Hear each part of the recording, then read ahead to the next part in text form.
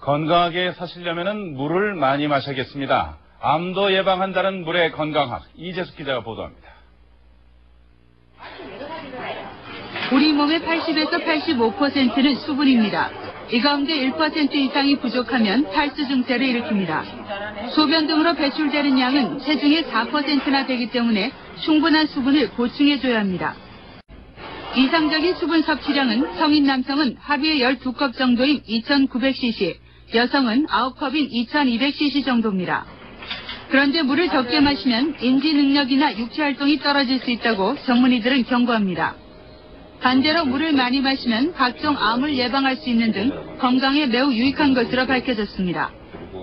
체내 발암물질이 쉽게 배설돼 방광암이나 신장암, 전립선암에 걸릴 위험성이 훨씬 줄어든다는 것입니다. 대장암과 유방암도 마찬가지입니다.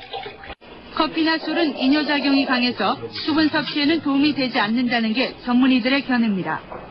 기온이 올라가거나 운동을 할 때, 그리고 임신 중에는 평소보다 많은 양의 수분을 섭취해야 합니다. KBS 뉴스 이재숙입니다.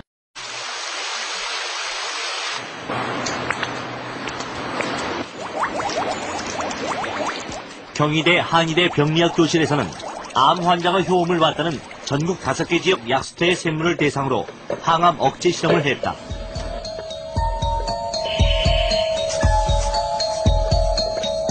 약수를 증발시켜 칼슘, 마그네슘, 알루미늄 등을 주성분으로 하는 미네랄 결정체를 추출했다.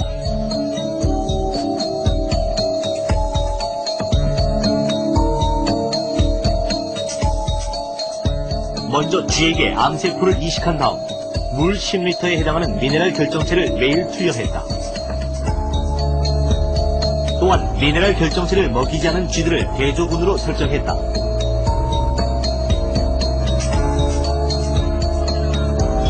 실험 8일 뒤 대조군의 암세포가 눈에 띄게 커졌다. 그러나 미네랄 결정체를 투여한 쥐들의 암세포는 비교적 자라지 않았다. 실험 결과 40%의 암 발생 저지 효과가 있었다. 약효는 분명히 있었다. 그 항암 효과도 있었고 또 그 활동 능력, 증류수보다는 그 약수의 미네랄을 먹였던 그 쥐들의 어떤 활동 능력도 굉장히 좋은 걸로 이렇게 봤을 적에 물에 들어가 있는 미네랄 성분들이 어떤 그 기능, 인체 기능이나 그 대사 기능에 좋은 역할을 하는 것으로 이렇게 보고 있습니다. 실험 시작 한 달 뒤 쥐에게서 떼어낸 암세포들이다. 미네랄 결정체를 투여한 쥐들의 암세포는 거의 자라지 않은 반면 대조군의 암세포는 현저히 커진 것을 확인할 수 있다.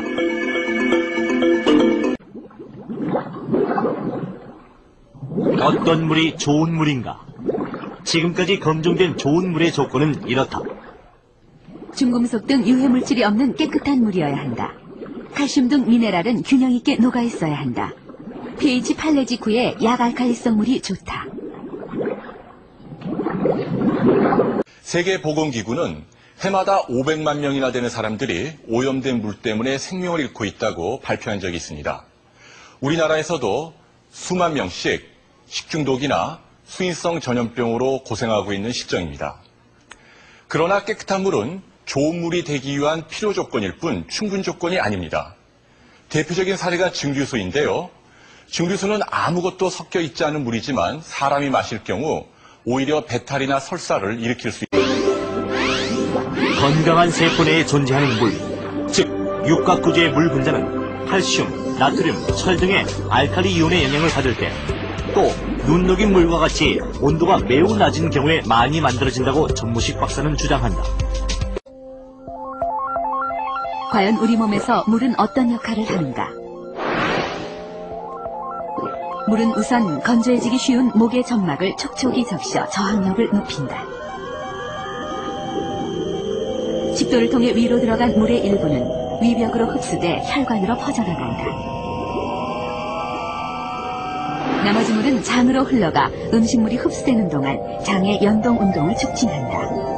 이렇게 물은 소화 기능을 돕는다. 위와 장에서 흡수된 물은 혈관에서 혈액과 만나 전신으로 퍼져나간다. 그렇게 물은 1분 후엔 머리와 생식기에, 10분 후엔 피부에, 20분 후엔 심장에 닿는다. 혈액의 주성분을 이루는 물은 산소와 영양분을 세포에 공급하고 노폐물이나 독소는 몸 밖으로 배출한다. 신진대사의 핵심 역할을 하는 물. 따라서 탈수는 바로 만병의 근원인 것이다.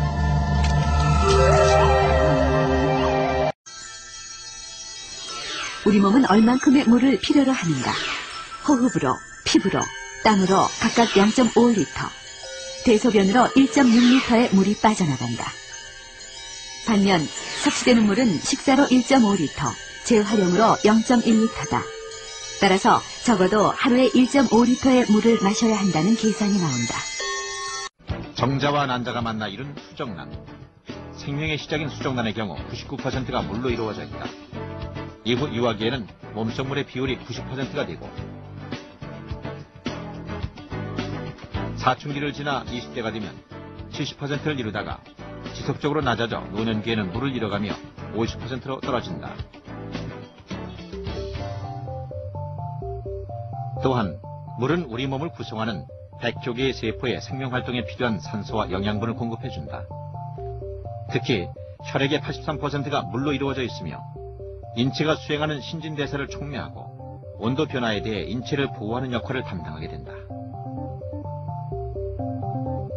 때문에 우리 몸속에서 1%에서 2% 물이 부족하더라도 심한 갈증을 느끼게 되며 5%가 부족하면 혼수 상태에 빠지고 15%가 부족할 경우 사망에 이르게 된다. 물은 특히 아침 기상 직후에 마시는 게 좋습니다. 이때 물은 10도 이하의 차가운 물이 좋은데요. 이렇게 차가운 물을 공복에 드시게 되면 밤새도록 이완되어 있던 위장과 대장의 움직임을 자극해서 변비를 이기는데 도움을 줍니다.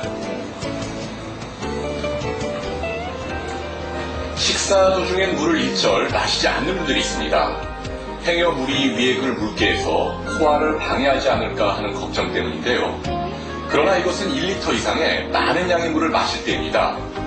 한두 잔의 물은 식사 도중이라도 오히려 위장의 연도 운동을 촉진시켜서 소화를 도와줍니다. 커피와 같은 카페인 음료도 탈수를 부추깁니다. 최근 한 연구에 따르면 하루 6잔 이상의 커피를 마실 경우 전체 수분량의 2.7%, 그러니까 70kg 체중의 성인이라면 하루에 1.5리터나 되는 많은 양의 물이 바깥으로 빠져나가게 됩니다. 습관처럼 커피 드시는 분들이 많은데요. 앞으로는 커피 대신 물을 많이 드시기 바랍니다.